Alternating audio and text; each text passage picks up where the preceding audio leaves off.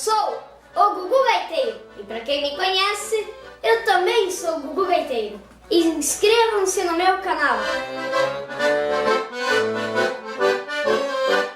Metade das celebridades mais influentes entre as crianças e os adolescentes são os youtubers, segundo pesquisa feita para o Google em 2017. Os pequenos também levam uma vida de popstar. Além de dinheiro, as crianças ganham visibilidade e até patrocínios. Começa agora a série de reportagens Criança YouTube Fama, a celebrização dos youtubers mirins.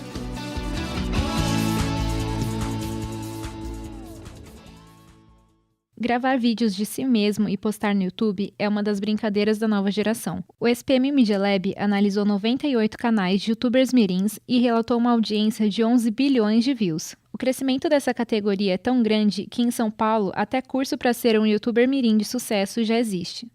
Um dos maiores exemplos de canais que deram certo é o da Júlia Silva. A menina tem 2,5 milhões de inscritos e vídeos com até 80 milhões de visualizações. O pai de Júlia disse ao Jornal da Record que ela é vista em vários países. Mais de 50 países do mundo. Do Japão, de Portugal, dos Estados Unidos, mandam e-mail para nós, inclusive dos Estados Unidos, pedindo que coloque legenda nos vídeos, para poder entender o que ela fala. Você deve estar se perguntando o que de tão especial que Júlia faz. Ela apenas brinca e fala sobre a sua rotina de criança. A Pampilha e a Forone são as principais patrocinadoras da menina. Thomas Gromick é produtor audiovisual da empresa Pili Media. Eles juntam influência de youtubers para produzir propaganda de grandes marcas. Thomas escreve o desafio que envolve a estrutura de um canal grande e não perder a naturalidade e proximidade com seu público. Foi até interessante porque houve um teste que o André fez no canal dele, que foi tentar trazer um diretor de fotografia, tentar pensar mais no ambiente, e não deu certo. Porque o YouTube ele não é um lugar para você ter isso ainda, pelo menos. Mas hoje em dia, se perde um pouco daquela coisa orgânica e natural quando você começa a colocar muita coisa. Eu acredito que a maior parte dos YouTubers eles têm uma estrutura um pouquinho maior, que muitas vezes contempla ali o engenheiro de som, né? Contempla um editor, alguém para operar a câmera. Para a psicóloga Emília Ribeiro, as gravações precisam ser espontâneas e gerar mais brincadeira para as crianças do que trabalho e obrigações. Mesmo que uma criança goste, né, daquilo que ela faz, é sempre importante observar a espontaneidade. Então, enquanto ela brinca de ser o youtuber, enquanto ela grava isso com prazer, com naturalidade, com criatividade, acredito que seja muito válido para o crescimento e desenvolvimento dessa criança. Assim como Júlia, Gugu Gaiteiro também ficou famoso. Depois de virar meme nas redes sociais, o menino passou a ser reconhecido na rua.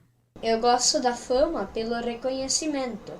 O que eu não gosto dela é quando eles me pedem para fazer coisa que eu não quero fazer. Gugu postou um vídeo pedindo que a imagem dele fosse preservada de brincadeiras de mau gosto.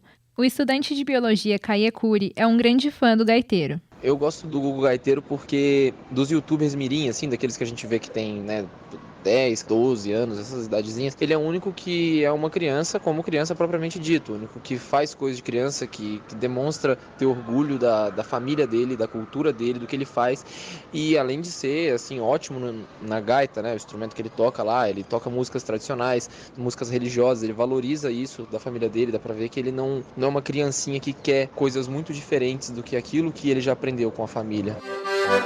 Sweet dreams are made of these.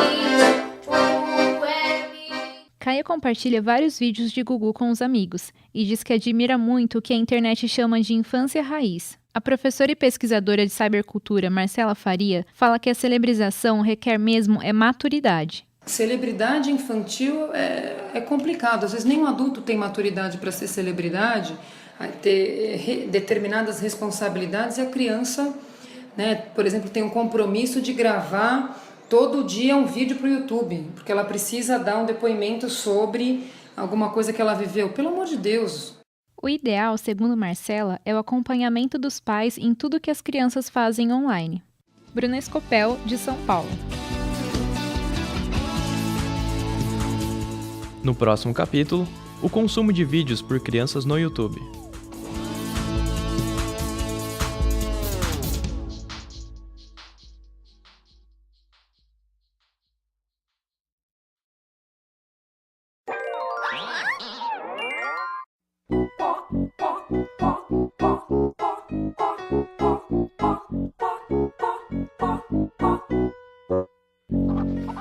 O tempo de navegação no YouTube cresceu 70% no ano passado.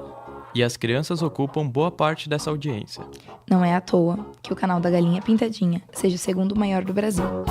A galinha pintadinha e o galo carijó. A galinha usa saia e o galo paletó. No segundo capítulo da série de reportagens Criança, YouTube e Fama, a celebrização dos youtubers mirins, o consumo de vídeos por crianças no YouTube.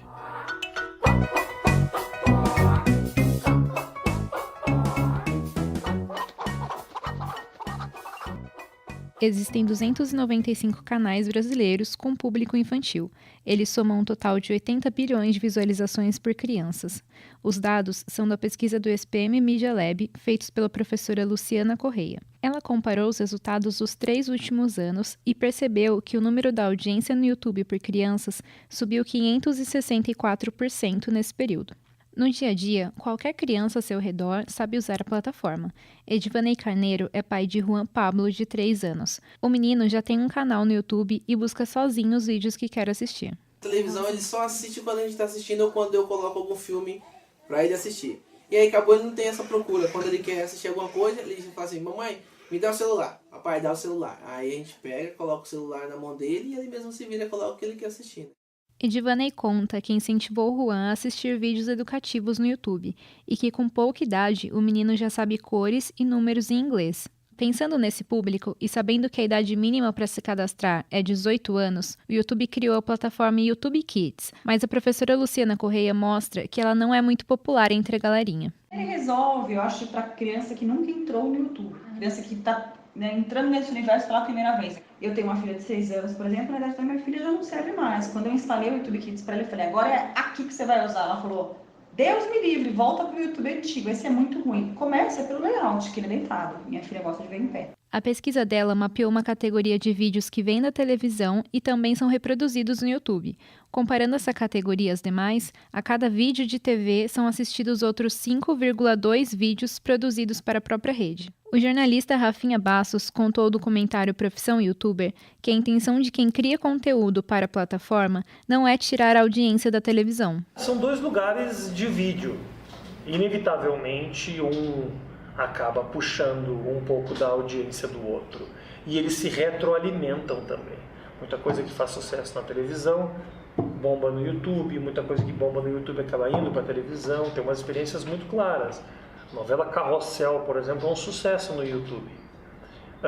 Os talentos do YouTube são sucesso no programa de Eliana, por exemplo. Então, é tudo retroalimentado. Daqui a pouco essa fronteira entre o que é televisão e o que é internet, eu penso que vai começar a se misturar bastante. Mesmo que as novas mídias sejam convergentes com as tradicionais, como a TV, a audiência dos grandes canais de youtubers atrai as emissoras. Muitas delas têm apostado nessas personalidades para trazer o público jovem para a frente da telinha. É o caso do programa Entubados. Sob o comando de Celso Portiolli, a Sony traz ao ar várias celebridades do YouTube, também para a TV por assinatura. O que diferencia o YouTube dos veículos tradicionais é o poder de escolher o conteúdo e a hora em que você quer vê-lo. Beatriz Martins, de 11 anos, fala o que mais gosta de assistir no site. Eu assisto muito Carol Pinheiro, Fabi Santina, Nina Secrets. Assisto também Vício Feminino, Belizetim, Thalita Ferraz, Stefânia. E nesses canais fala muito de, alguns de maquiagem, alguns de desafio, vlogs, 24 horas em um lugar. Beatriz ressalta que os vídeos são sempre assunto nas conversas entre ela e as colegas de classe. A socióloga Priscila Parada diz que ainda não é possível ver com clareza as transformações sociais causadas pela internet, porque elas ainda são muito recentes. Me vem em mente uma frase que eu li no livro do Castells, que diz assim: a tecnologia não é nem boa nem ruim, e também não é neutra. Ou seja, não dá para julgar se é positivo ou negativo essa exposição cada vez maior. Não dá para fazer um juízo de valor sobre essa exposição maior ou menor. Tudo vai depender do conteúdo que é acessado. Priscila também fala que o YouTube trouxe uma nova visão de ídolos entre as crianças e adolescentes, e o esperado é que elas tentem imitar esse comportamento. Bruna Escopel, de São Paulo. No próximo capítulo, Por que as crianças estão no YouTube?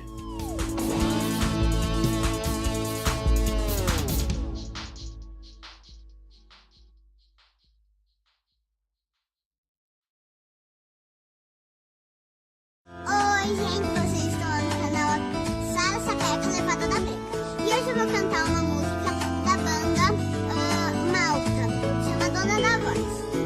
E isso em homenagem a todas as mamães por causa do Dia das Mães. E se vocês querem ver, vem comigo. Maquiagem, música, receitas, videogame. Os grandes canais do YouTube também são produzidos por crianças. No terceiro capítulo da série de reportagens Criança, YouTube e Fama, a celebrização dos youtubers mirins, por que as crianças estão no YouTube? O grupo formado por youtubers mirins é o que mais cresceu no Brasil do ano passado para cá. É o que mostra um estudo chamado Geração YouTube, da professora da SPM, Luciana Correia. Para ela, ser youtuber já pode ser considerado profissão. Tem muita pai e mãe que usa isso de maneira profissional. Então, sim, é profissão. Quando a gente consegue entrar no ranking lá da Social Blade, depois a gente consegue saber quanto que uma Julia Silva faz por mês, quanto que um canal da Lele faz por mês, quanto que as Gêmeas faz por mês. Sim, é uma profissão, porque está dando dinheiro, e não é pouco, né? Agora, uma profissão, um trabalho infantil, não sei. É uma questão dos direitos da criança? Não sei. Então, a discussão é a mesma. Sim, é um trabalho infantil, mas também para outras crianças não. É uma brincadeira.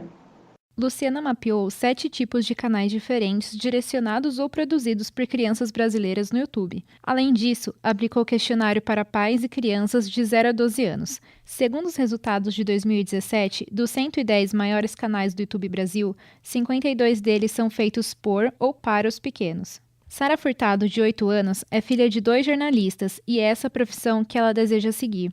Sara pediu para a mãe Lidiane Hayashi criar um canal porque desde pequena gosta de vídeos de vlogs. A Sara sempre foi comunicativa desde muito cedo e sempre gostou de aparecer mesmo, de utilizar até a imagem dela, ela é bastante vaidosa.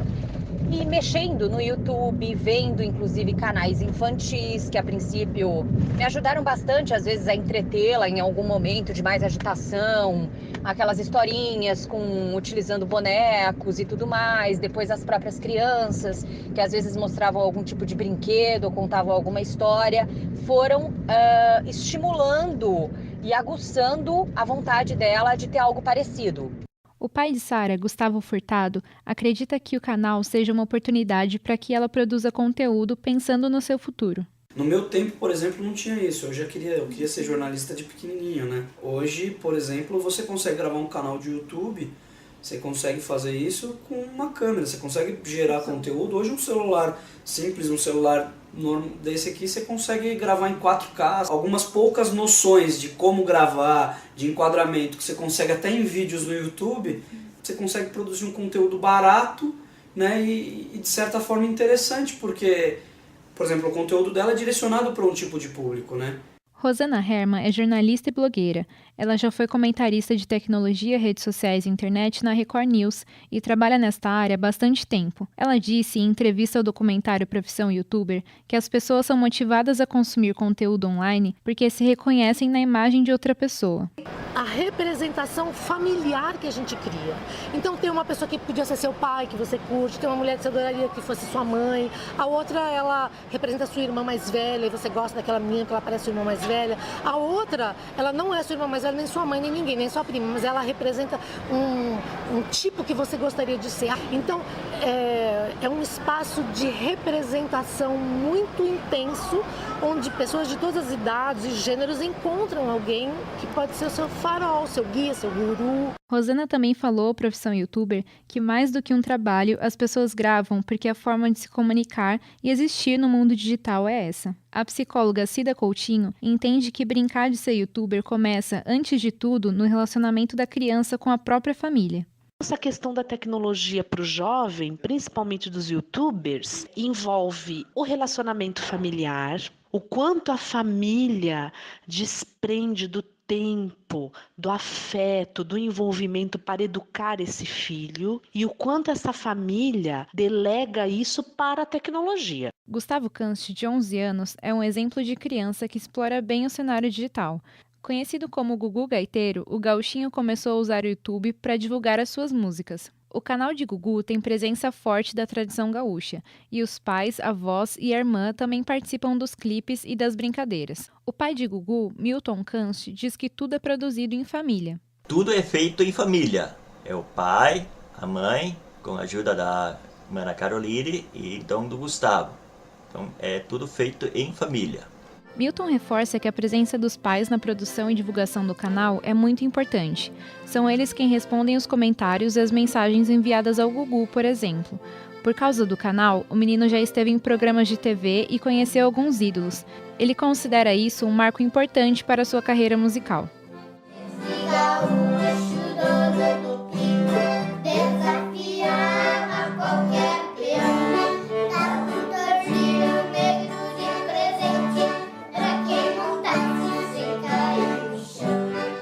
Bruna Escopel, de São Paulo. No próximo capítulo, o risco da exposição da imagem da criança.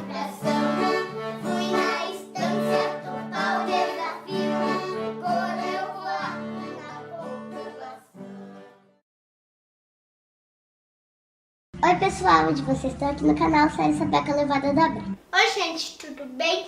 Hoje eu quero falar mais um pouco sobre o amor. Olá amigos! Estamos na Semana da Família e a família é a base de tudo. 78% das crianças brasileiras utilizam as redes sociais. Esses são os dados de 2016 da empresa Kids Online. Apesar da sugestão de idade mínima para utilizar as redes, não existe uma lei nesse sentido. No último capítulo da série Criança, YouTube e Fama, a celebrização dos youtubers mirins, o risco da exposição da imagem da criança.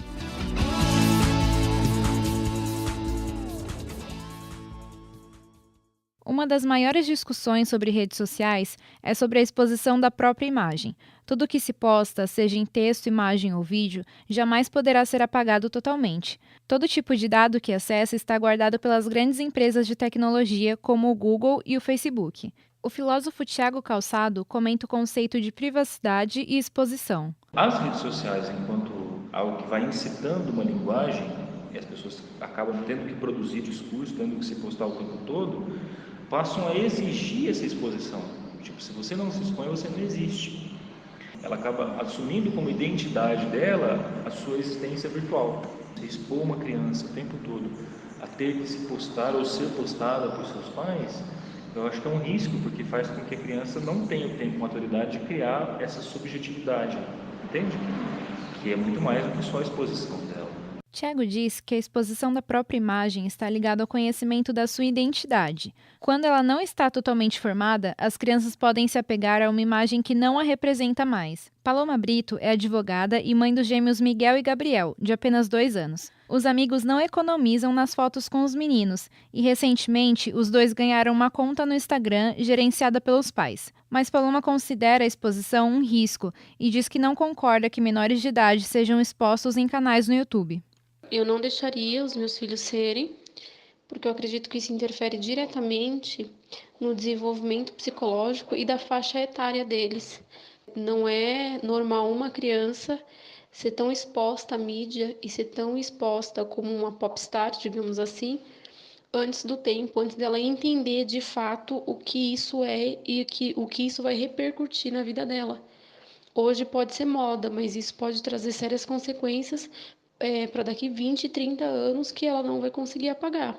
A pesquisadora de cybercultura Marcela Faria diz que a discussão é diferente com as celebridades mirins das décadas passadas. Agora, tem diferenças também. A celebridade do Balão Mágico, ou do Trem da Alegria, ou do Sítio do Pica-Pau Amarelo, daquelas crianças, né, que eram os atores mirins, os artistas mirins, era diferente da celebridade hoje, porque ela é muito dispersa, de certa forma, né? Que é um benefício da internet. Marcela também é mãe e diz que não deixaria suas filhas terem um canal. Já a jornalista Lidiane Hayashi, mãe da Sara, não vê problema nos vídeos, mas sim no conteúdo postado pela filha. Muita gente tem maldade no mundo, a gente nunca sabe quem está ali por trás de um perfil nas redes sociais. Basta colocar uma foto, falar que é uma criança, quando na verdade não é bem assim que funciona. Por isso, eu sempre tomei cuidado, pedi para que ela nunca utilizasse uniforme de escola, uniforme de escola de natação, nada que identificasse onde ela mora e qual é a rotina dela. Lidiane diz que ajuda a filha a escolher os temas. Elas não postam nenhum vídeo que considerem de pouca qualidade ou com muitas informações sobre a menina e a família. A psicóloga Cida Coutinho explica que as consequências de uma exposição exagerada prejudicam o desenvolvimento da criança. E por parte das crianças, seres que são desde muito cedo alimentados no seu ego. Quais as questões em relação a isso? Estresse emocional, dificuldade em relação à autoestima, crianças que acabam não dando conta da frustração, do se frustrar, do perder, de repente fazer o vídeo e não virilizar na rede. Então tudo isso é muito perigoso. Cida fala que a situação ideal seria que os vídeos começassem a ser gravados na adolescência, porque os jovens têm mais maturidade emocional e as noções técnicas de internet são melhores. Bruna Escopel, de São Paulo. A série de reportagens Criança, YouTube e Fama termina por aqui. Você pode escutá-la na íntegra em www.soundcloud.com.br/série YouTubers Mirins.